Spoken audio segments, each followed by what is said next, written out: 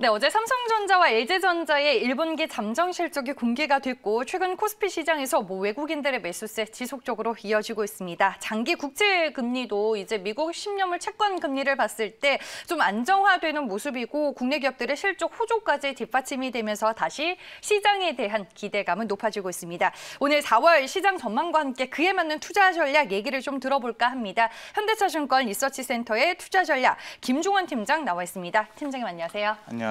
네.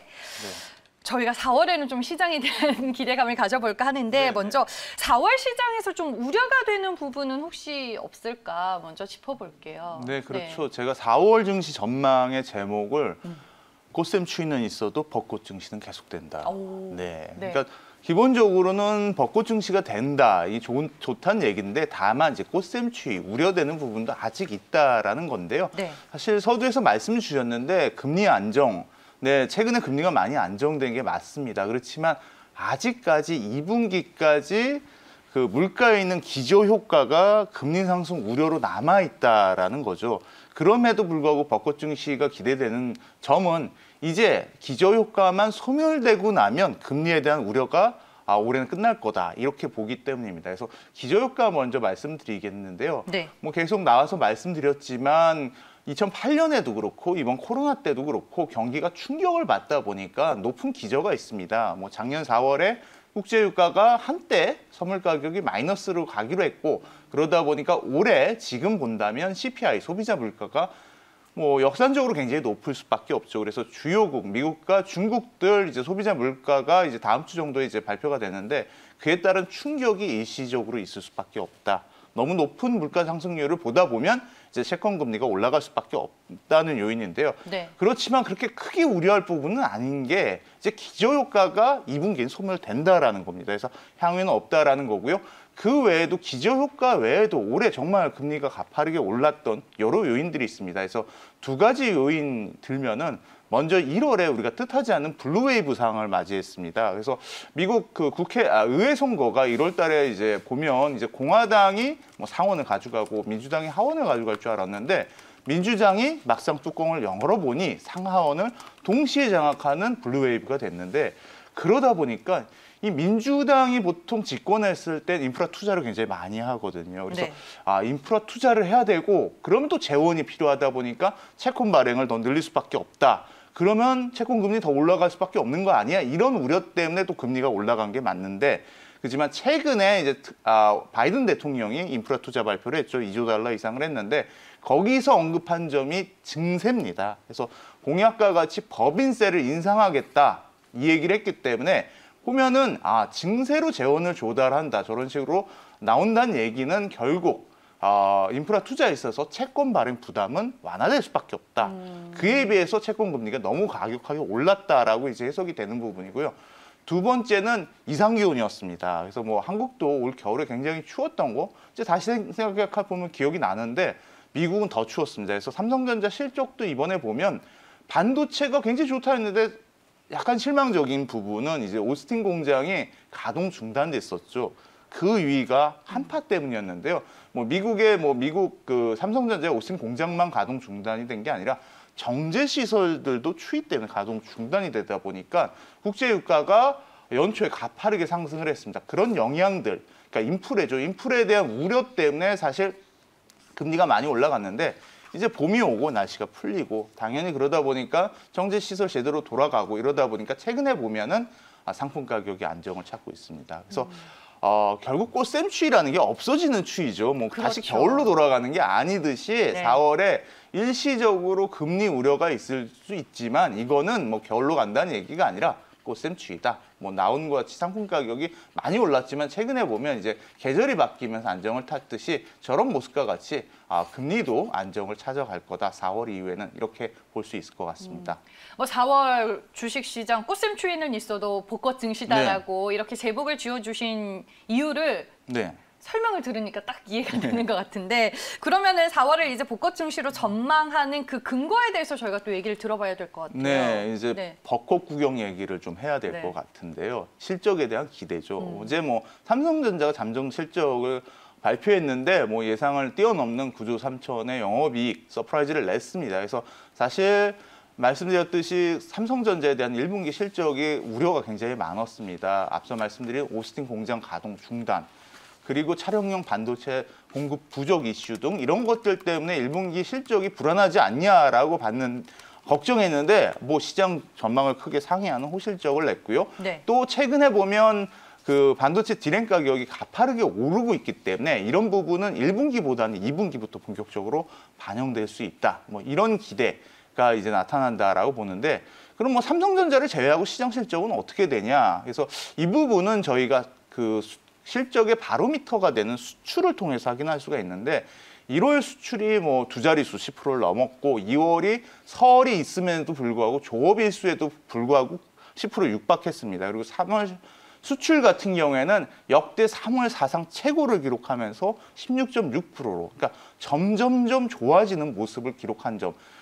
그거를 이제 들 수가 있을 거고요. 그러다 보니까 전체적으로 우리 기업들의 1분기 실적이 좋을 가능성이 높구나라는 거죠. 그리고 추정치 쪽을 보면 사실 이게 어닝 서프라이즈를 기록할 가능성은 애널리스트들이 실적 발표가 가까워지면서 이제 실적 프리뷰를 낼 때, 이때 이제 IR 등도 확인하고 여러 가지 상황에서 좀 긍정적인 신호들이 캐치된다. 이럴 때 올라가는데, 맞습니다. 진짜로 실적 시즌이 가까우면서 1분기 영업이익 전망이 가파르게 상향 조정되고 있습니다. 그래서 이 세 개 조합으로 봤을 때는 분명히 1분기 실적이 시장 전망치를 넘는 어닝 서프라이즈를 기록할 가능성이 높다라는 겁니다. 그리고 실적의 방향성인데요. 물론 1분기 실적이 4월에 좋은 게 중요하겠지만 기업들은 또 실적 발표할 게 가이던스를 발표하는데, 그 향후의 실적의 가이던스가 어떠냐인데, 지금 실적 전망치를 보면 1분기 가파르게 올라가고 2, 3분기, 그다음에 4분기에 굉장히 크게 실적이 개선될 걸로 지금 전망하고 있습니다. 그러다 보니까 1분기 한 번 좋고 많은 그런 실적 개선이 아니라 이게 추세적으로 좋아지고, 거기다 앞서 말씀드린 금리 우려가 2분기 내에 소멸된다면 우리는 이제 기대해 볼 수 있는 게 이제 골디락스 증시가 오는 게 아닌가.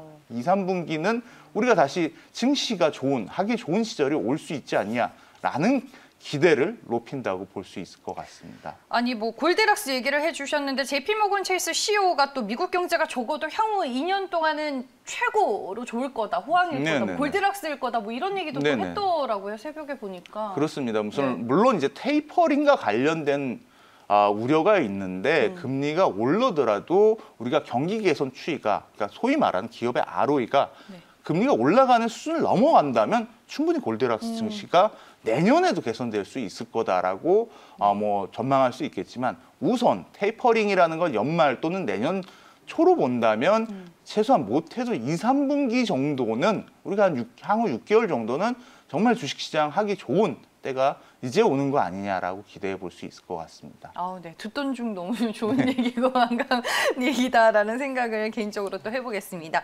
아니 최근에 근데 이제 대형주들이 좀 많이 못 가긴 했었잖아요. 맞습니다. 또 국내 증시에서 올해 중소형주가 뭐 더 유명하다, 그리고 뭐 가치주들의 뭐 또 투자 매력도가 더 부각이 될 거다, 뭐 이런 이야기들이 좀 많이 들리기는 했었는데, 팀장님께서는 좀 어떤 생각을 가지고 계세요? 네, 특히 미국 보면 가치주가 굉장히 좋죠. 그리고 우리 증시도 소형주, 코스피 소형주가 최근에 굉장히 좋았고, 뭐 대형주가 부진하다 보니까 그랬는데, 미국은 분명히 맞습니다. 러셀 2000 지수라는 게 이게 미국의 대표적인 중소형 지수인데, 연초 위에 러셀 2000 지수가 좋고, 그 중에서 제일 좋은 게 뭐냐면 러셀 2000 가치주가 제일 좋다. 그리고 전체적으로 보면 가치주가 성장주보다 높은 수익률을 기록하고 있고, 금융 에너지 등이 가장 높은 수익률을 기록하고 있는데, 이게 가치주, 중소형주에서 사실 좋은 게 아니죠. 이유가 있는 겁니다. 그래서 실제로 보면 이익 모멘텀을 보면 여기서 답이 나오는데, 올해는 제가 실적 상세라고 말씀을 드렸는데, 이익 모멘텀을 보면 러셀 2000 가치주가 가장 미국은 높다라는 부분입니다. 그러니까 사실은 가치주, 중소형주에서 올라가는 게 아니라 이익 모멘텀에 따라 주가가 올해는 확실히 가고 있는데, 미국 같은 경우에는 보니까 중소형주와 가치주가 성장주 또는 대형주보다 높기 때문에 계속해서 높은 수익률을 기록하고 있다라고 이해를 하셔야 되기 때문에, 사실은 우리가 봐야 되는 건 중소형주, 가치주가 아니라 올해 이익 모멘텀이 어디가 좋은지 이 부분에 초점을 맞추고 접근하는 게 필요하다라고 볼 수 있을 것 같습니다. 네, 그러면 한국 시장에서 업종 그리고 스타일 이익 모멘텀이 좀 어떤 추이라고 저희는 봐야 될까요? 네, 앞서 말씀드렸듯이 미국 같은 경우에 가치주, 중소형주가 이익 모멘텀이 좋고 주가 네. 수익률도 덕분에 좋았다라고 말씀드렸는데 한국은 상황이 조금 다릅니다. 실제로 주가 수익률을 봐도 뭐 코스닥이 최근에 좋았다고 하지만 연초에 코스피가 훨씬 더 많이 올랐고요. 그리고 이익 모멘텀으로 봐도 우리나라는 특징적으로 가치주 대비 성장주의 이익 모멘텀이 좋고 코스닥 대비 코스피의 이익 모멘텀이 좋습니다. 그리고 제가 나와서 계속 말씀드린 차하전, 자동차, 2차 전지, 화학, 그리고 전자인 반도체의 이익 모멘텀을 좀 보면 가장 높다라고 보여지고요. 네. 실제로 수익률도 업종 수익률도 올해 보면 자동차가 가장 높은 수익률을 기록했습니다. 작년 같은 경우에는 2차 전지하고 반도체가 좋았죠. 네. 그렇지만 올해 1분기는 자동차가 좋아서 차하전이 계속 이어가고 있고 삼성전자도 호실적으로 이렇게 기록하고 향후에 2분기 전망 이런 것들을 봤을 때 반도체 업종 주가까지 반등한다면 차하전이 계속해서 좀 좋은 수익률을 기록할 수 있을 것 같다라고 보여집니다. 그래서 정리를 하면 네. 미국 같은 경우엔 이익 모멘텀이 중소형주와 가치주가 좋고 우리가 소위 말하는 섹터 로테이션 전략, 지금의 국면에서는 중소형주, 가치주를 추정하는 게 맞다라고 하는 부분이 맞는데 한국 같은 경우에는 이익 모멘텀 자체가 대형주, 성장주 그중에 차하전이 가장 높기 때문에 그 이익 모멘텀에 따라서 주도주 랠리에 참여하는 전략이 한국은 더 유효하다라고 볼 수 있을 것 같습니다. 그러면은 뭐 4월 들어서 이제 국내 증시 실적 시즌도 본격화됐겠다. 이 차화전을 중심으로 우리가 투자 전략을 가져가야 되는 거예요? 네, 팀장님? 맞습니다. 그렇게 네. 가져가야 되는 게 맞고요. 네. 이 차하전 랠리는 그럼 뭐냐라고 말씀드리면 저희가 금융위기 때도 이제 차하정이라는 자동차, 화학, 정유의 랠리를 기록했고요. 그때도 경기가 나빠진 다음에 반등하는 구간에 주도주 랠리가 나왔는데 그게 우리나라 역사상 가장 긴 주도주 랠리였습니다. 대략 한 29개월 동안 지속되었는데 여기서 저희가 투자 아이디어를 얻을 수 있는 게 우리나라 증시는 특징적으로 섹터 로테이션보다는 주도주 랠리가 시작된다면 네. 주도주 중심의 전략이 유효하겠구나라고 볼 수 있고요.